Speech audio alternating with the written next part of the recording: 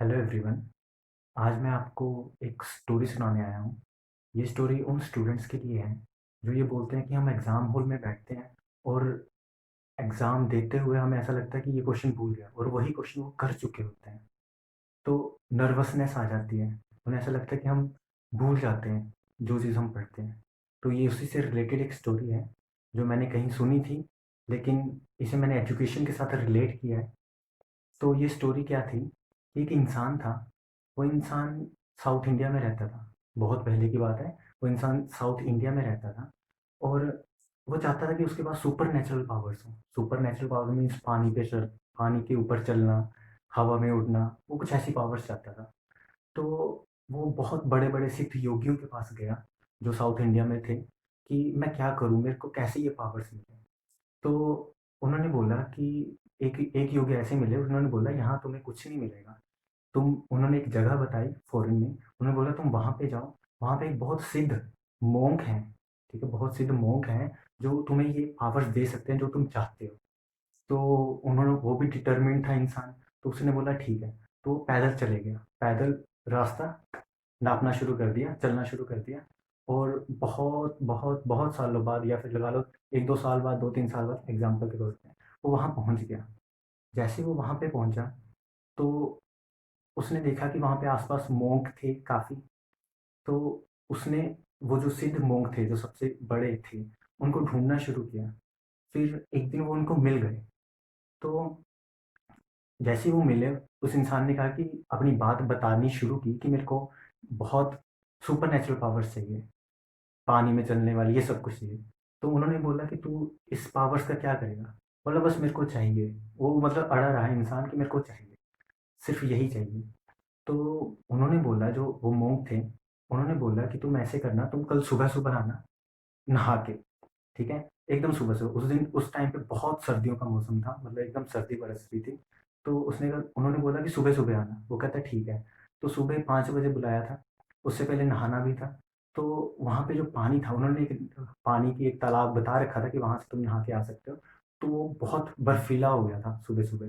तो वहाँ से, लेकिन फिर भी वो इंसान सुबह सुबह 4 बजे उठ के वहाँ से नहा के, उसकी बॉडी एकदम ब्लूइश जैसे हो जाती है ना बर्फ में, वैसे हो चुकी थी।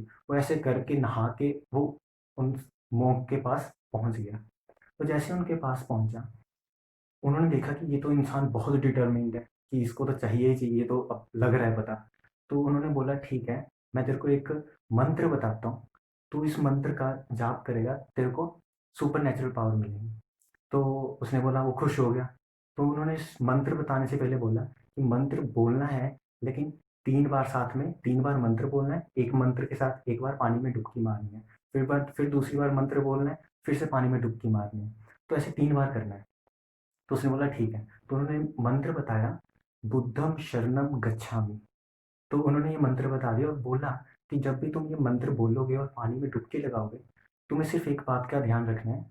तुम किसी भी बंदर का, किसी भी मंकी को दिमाग में नहीं लाओगे, मतलब मंकी दिमाग में नहीं आना चाहिए ये मंत्र बोलते हुए। तो उन्होंने बोला ठीक है, मैं कर लूँगा।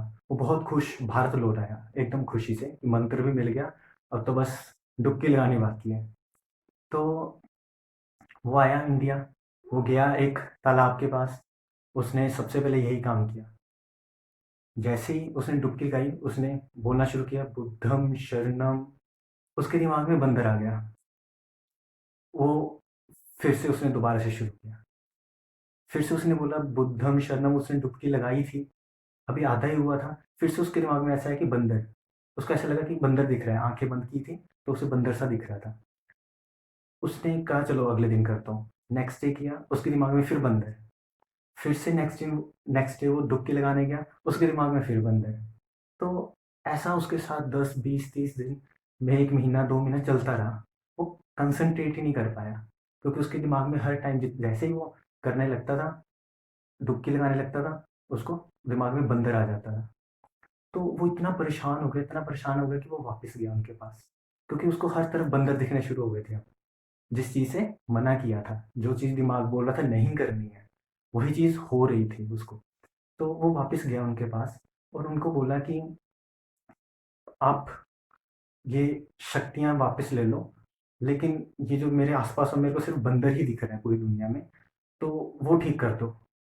तो इस स्टोरी से हमें क्या सीखने को मिलता है कि जिस चीज़ से मना किया, जिस चीज़ से वो क्योंकि एक ही उसके पास एक डर था, पावर और डर दोनों साथ में थे, ठीक है?